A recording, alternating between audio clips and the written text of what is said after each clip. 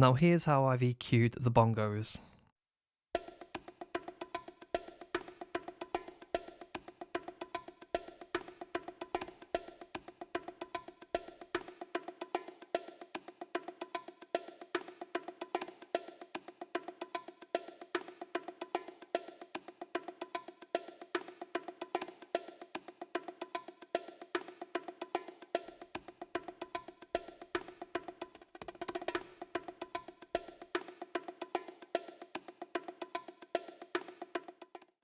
So you can see here we're just cleaning up the bottom. Basically every instrument that isn't a bass or a kick drum will tend to have excess non-musical frequencies in the lows.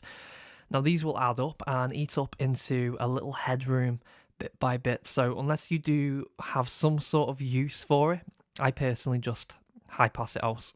Now, I don't want to spread the idea of mindlessly high passing everything that isn't a bass guitar or a kick drum. So I've got a little example I want to share with you. There was a score in a movie I was watching in the cinema that utilised a guitar solo, and it was over these war drums. It was like an action scene. Now, the guitar was EQ'd to overemphasise the extreme lows. So through the cinema speakers, it sounded really cool. It had the effect of making each pick sound like a huge moment because it would thump with each pick basically. So the point is, sometimes it's useful, but in this instance, I'll be getting rid of anything that isn't musical from the low end to keep it clean and also make sure we don't waste any headroom. Getting back to what I've done with the EQ on the bongos, I brought some of the mids forward where I thought I'd like to hear more punch of each hit. And also in keeping with our mix style, I've added some treble at around 5k, which is bringing out some more attack like we did with the Balron drum. And then finally, we're low passing to smooth out any excess clicky highs.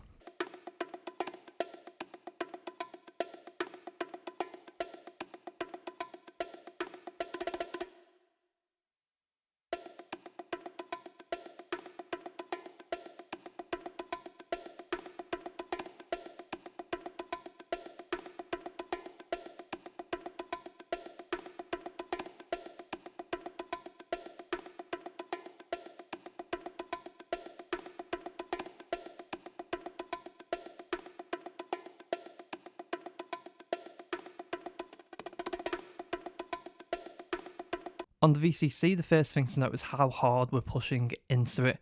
The reason for this is that bongos are very transient instruments, and sometimes they can be too transient depending on the style of production you're going for.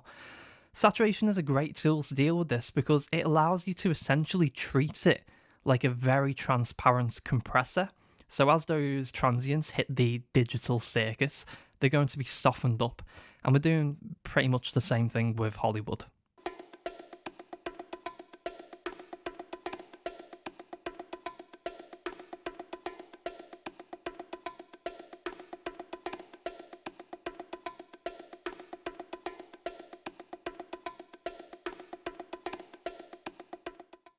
We're just shaving some more transients away here using the 401. We have a ratio of 10 and a fast attack and release, just making the needle twitch on some of those harder hits.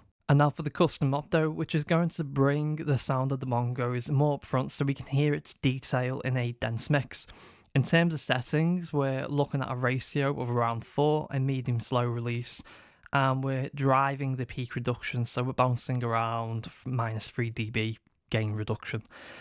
And for the tone knob, we have that set to warm, and we're using a little hotter than 100% on the little small dial to the left of the tone knob.